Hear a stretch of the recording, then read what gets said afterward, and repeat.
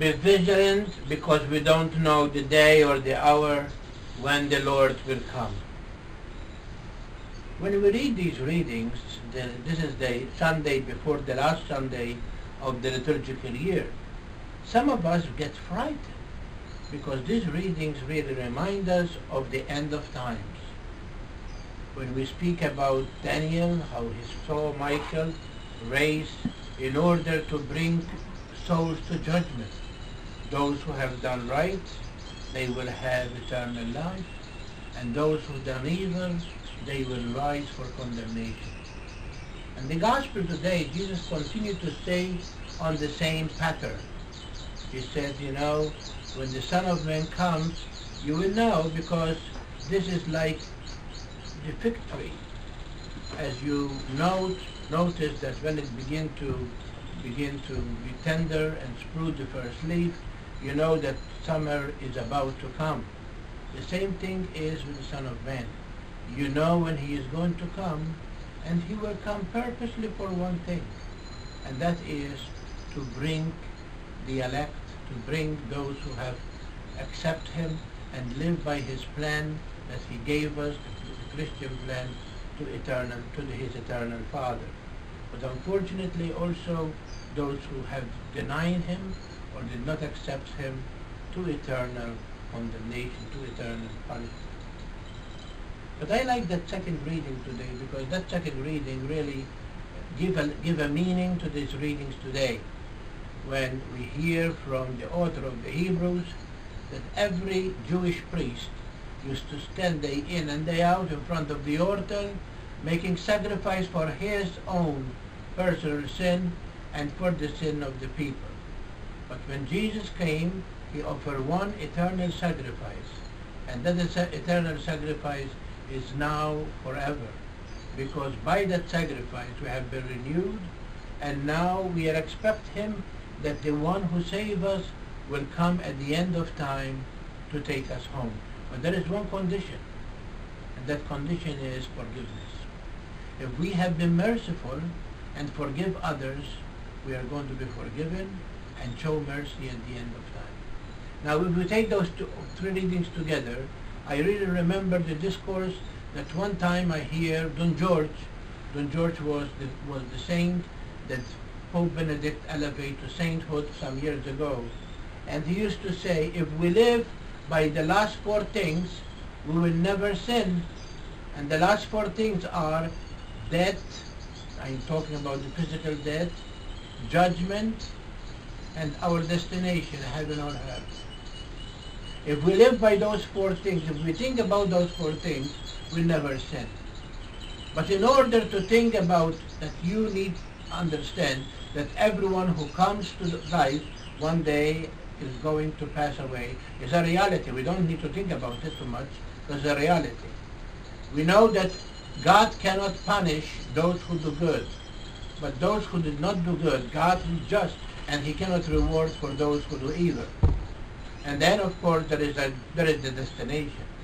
If we believe that Jesus was sent by the Father to redeem us and to save us from sin, the purpose of that is to take us to heaven. But those who refuse it, those who do not accept it, then there is no other way. God cannot give you what you don't want to accept. But the most important thing of today's liturgy is the relationship that you have with Jesus. And that is going to determine where are we going to go. Some people, say, well, I am afraid when I hear all these things of the end of times. Well, why do you want to be afraid? Jesus said, be prepared. Be prepared, because you don't know when the hour is going to come. And so when the hour comes and you are prepared and God finds you prepared, you have nothing to fear. Fear comes for those people who are not prepared, for those who do not accept Jesus, for those who do not live the gospel, for those who do not be charitable, for those who are not good to others, for those who do not forgive others. And that's why I said to you that second reading is the base, or is the link between the two readings. The early church really believes that if we take for granted that we are going to be saved, we are going to be lost. But if we really take the words of Jesus and live them, we are going to be saved. Jesus many times proclaimed to us forgiveness. There is a lot of parables about forgiveness. There is a lot of sayings about forgiveness. But the great gift that God gave us through His Son Jesus Christ is on the wood of the cross. When Jesus, although they are doing so much horrible things to Him, He finds it in His heart to forgive. Because to forgive is not human. To forgive is divine. And when you are a forgiven person, you already associate with the divine. You already have the heart of Jesus within you. Because forgiveness comes from the mercy that Jesus showed to the world. The world does not deserve to be forgiven. When we are still in sin, St. Paul said, God sent His Son. And why He sent Him? To forgive us. And if He comes to forgive us, which we have no right for that, but God was so kind and so merciful toward us, He who created us in His image, He created us and He come to save us now from the sin of our forefathers. How much more now we need to take that for a great lesson? Because forgiveness is the seal or is the foundation of our determination where we are going to go. If you show mercy in this life to others, God will show our mercy at the end of time. We are about to begin the year of mercy. This year of mercy is going to begin on the feast of the Christ the King next week. And why this year was announced by our Holy Father? Because the world needs forgiveness. The world needs mercy. The world needs to know that God is not a God of punishment, but is a God of love, is a God of mercy, is a God of compassion. And He can understand us where we are coming from because He sent His Son to be like us in everything but sin. So He can understand and He can realize the fragility of nature.